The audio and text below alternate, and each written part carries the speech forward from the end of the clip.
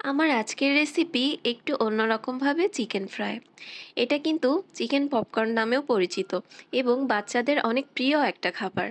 এটা তৈরির জন্যে আমি প্রথমে মুরগির বুকের মাংস নিয়ে নিয়েছি 1 পিস। সেটাকে কেটে এভাবে ছোট ছোট টুকরো করে নিব।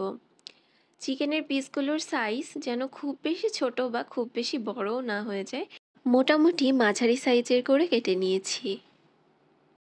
কেটে নেওয়া হয়ে গেলে চিকেনটা খুব ভালোভাবে ধুয়ে পরিষ্কার করে নিব। এখন চলে যাচ্ছি চিকেনের মেরিনেশনে। প্রথমে দিয়ে দিলাম হাফ চা চামচ রসুন বাটা, হাফ চা চামচ আদা বাটা, 1 চা চামচ জিরা গুঁড়া, হাফ চা চামচ ধনিয়ার গুঁড়া, 1 চা চামচ পরিমাণ লাল মরিচের গুঁড়া আর 1/4 চা চামচ পরিমাণ গোলমরিচের গুঁড়া। টমেটো সস দিয়ে দিচ্ছি হাফ টেবিল চামচের মতো আর সয়া সস দিচ্ছি 1 চা চামচ পরিমাণ। এরপর এর মধ্যে দিয়ে দিচ্ছি 1 স্লাইস পরিমাণ লেবু। লেবুর রসটা দিয়ে খুব ভালোভাবে মুরগির মাংসের সাথে সব উপকরণগুলো মিশিয়ে নিচ্ছি। আমি এখানে লবণটা অ্যাড করতে ভুলে গিয়েছিলাম, পরে অ্যাড করে মুরগির মাংসের সাথে খুব ভালোভাবে মেখে নিচ্ছি। মাখা হয়ে গেলে নর্মাল ফ্রিজে রেস্টে রেখে দিব 30 মিনিটের জন্যে। 30 মিনিট পর ফ্রিজ থেকে বের করে এর মধ্যে দিয়ে দিচ্ছি একটা ডিম আর দিচ্ছি 2 টেবিল চামচ পরিমাণ ময়দা।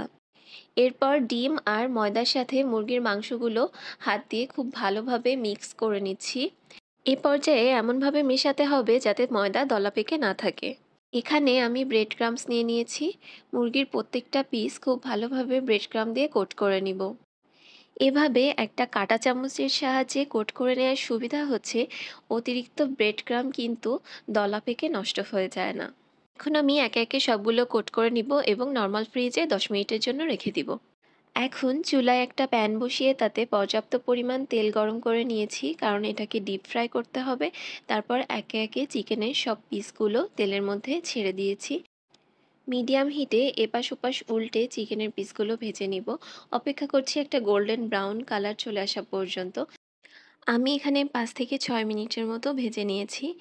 ভেজে নেওয়া হয়ে গেলে চিকেনের পিসগুলো এভাবে তেল ছড়িয়ে উঠিয়ে নিতে হবে। আমি একে একে সবগুলো চিকেন এভাবে তেল ছড়িয়ে উঠিয়ে নিচ্ছি। এরপর বাকি যে চিকেনের পিসগুলো ছিল সেগুলো একে একে তেলের মধ্যে দিয়ে সেম প্রসেসে, মানে আগের মতো করে 5 থেকে 6 মিনিটের মতো মিডিয়াম হিটে ভেজে নিব। এই তো রেডি হয়ে গেল আমাদের মজাদার চিকেন পপকর্ন। আমি একটা ভেঙে দেখাচ্ছি যে এর ভেতরটা কত পারফেক্টলি সিদ্ধ হয়েছে, একটুও কিন্তু কাঁচা নেই। বাসায় ছোট বেবি থাকলে এভাবে চিকেন ফ্রাই করে দিয়ে দেখতে পারেন, যদি তারা চিকেন খেতে না চায় এটা কিন্তু অবশ্যই পছন্দ করবে। Thanks for watching. Allah Hafiz.